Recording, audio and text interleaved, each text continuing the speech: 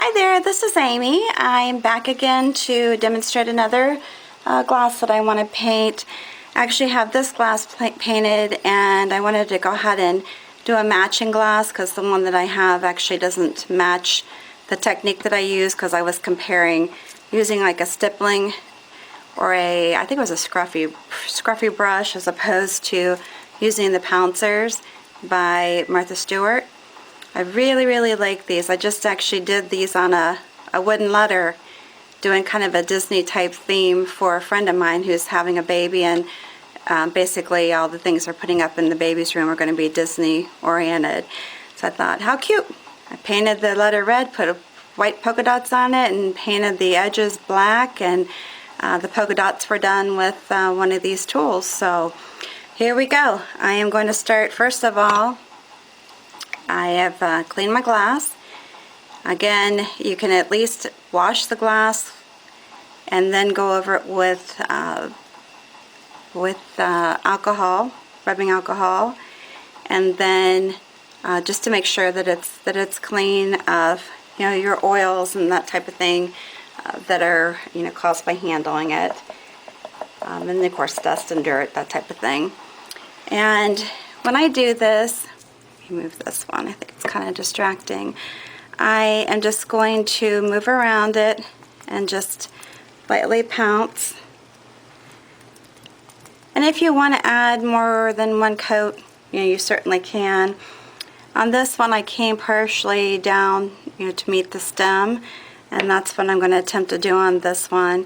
And keeping in mind too, when you're painting glassware, and I think I mentioned this in one of my other videos, one thing whenever I'm creating something, especially when my work is handmade, a lot of times if I'm doing an order all at one time, then things are very similar.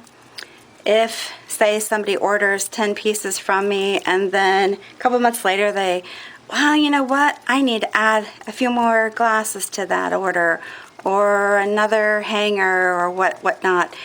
The problem I have is that they'll look very similar regardless, but I seem to be able to do, if I'm doing a batch at a time, I seem to be able to make that batch pretty close. And then once I do something new, if it's a few months later, a lot of times it's just not the same. It's not really, it's again similar of course, but it's not what I would want it to be. And it bothers me when I get orders like that. I hope that they don't mind, because it is handmade. And most of my painting is done by freehand. I can't say all of it.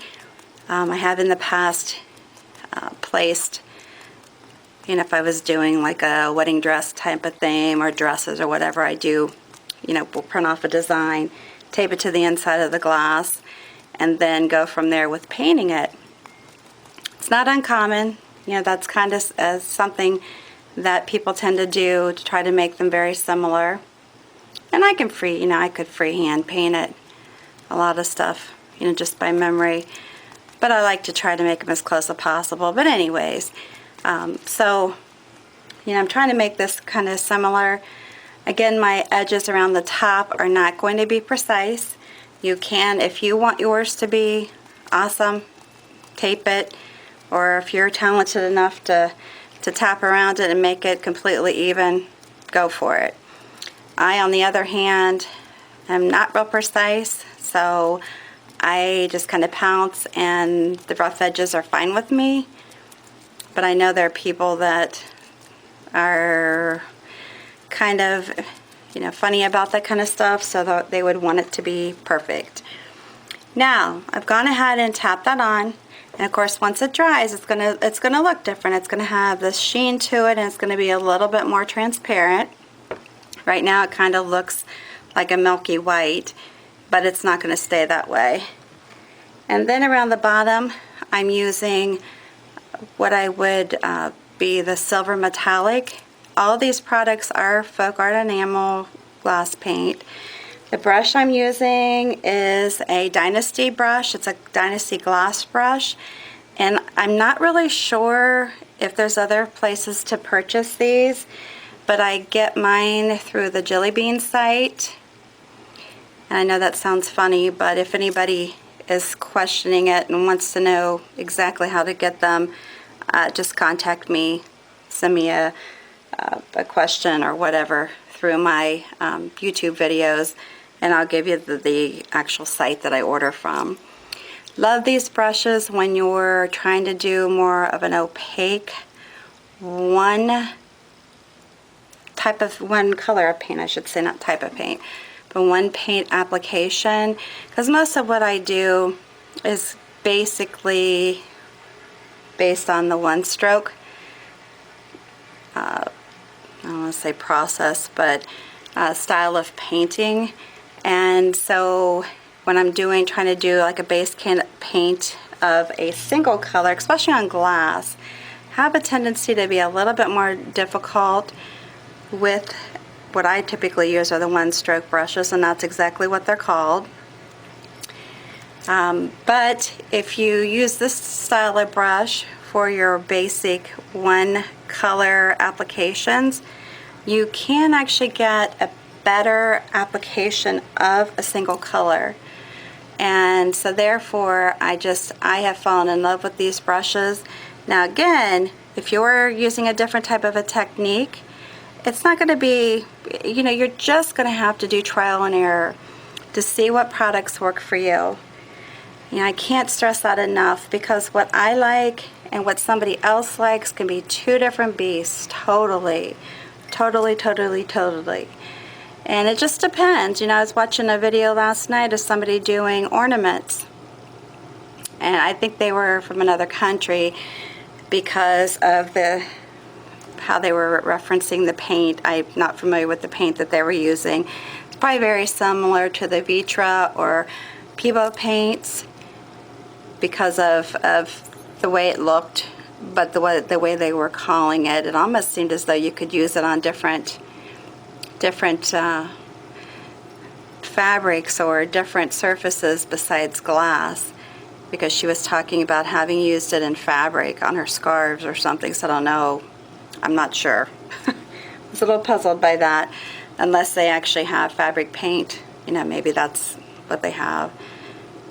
Because just like folk art enamels or folk art, they have your indoor-outdoor paint. They have just so many different acrylic paints, glass paints, stains and mediums, to add to your paint, to put on top of your paint, to whatever.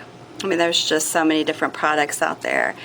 But for some reason, I have tried a lot of the different products, and for my style of painting, this just seems to work the best for me. And I know it's probably a no-no, but I use the folk art enamels on all kinds of surfaces. And not too long ago, a few years ago, Plaid came out with a multi-surface paint, and I just kind of laughed because I'm not sure what the difference is between that and their folk art enamels as far as the ingredients or the scientific mixture, but I kind of laugh because I'm thinking, well, I've been using the folk art enamels and everything for years. Walls, done some beautiful mural work with it, and it's been awesome. You wouldn't think that, but if you use it on the walls, it's very easy to cover up once you're done with the mural, or the if you're doing a border or whatnot. It's very easy to cover it up. So it's not something where, okay, my gosh, I put this on my wall now, what am I going to do? How am I going to cover it up? Not that at all. Very easy to cover up. And when you're painting a stem like this, it may take a while to kind of manipulate the paint to get it to look the way you want it to look. Now just keep in mind too that it's okay too just to let it dry for an hour or more. It doesn't have to be just an hour. Or if you want to put it down and come back tomorrow, that's fine.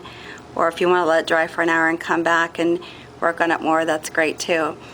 You can put another coat on it if you're not getting the exact look you want just by messing with it a little bit. I'm always in a hurry, so I typically just keep fussing with it till I get it to where I look, and I keep finding myself gravitating away from the camera, so I do apologize for that. And I just keep turning it until I think, okay, this is good. But I really do love these brushes. If you're a glass painter, I highly, highly, highly recommend them.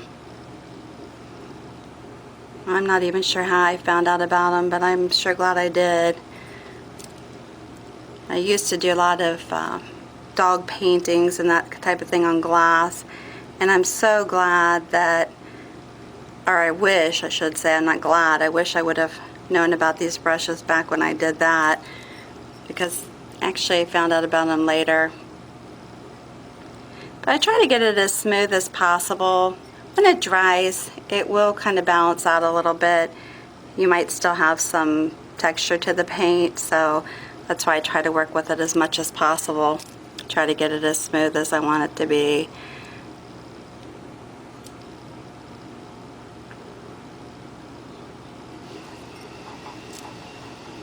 And like I said, just don't be afraid to go back over it. You know, let it dry and go back over it if you want. You want it to be more opaque and you're not happy with the way it looks, and that's perfectly fine.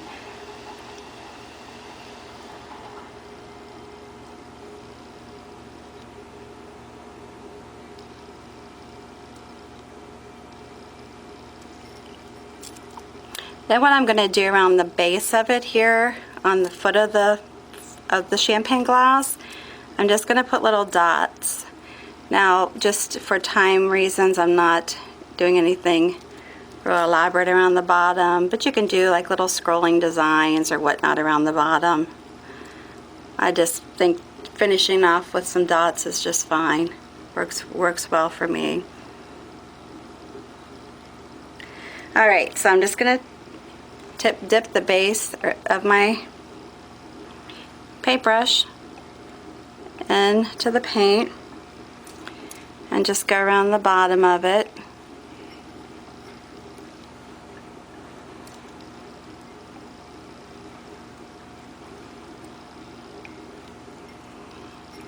And then just, you know, to me it kind of gives it more of a finished look.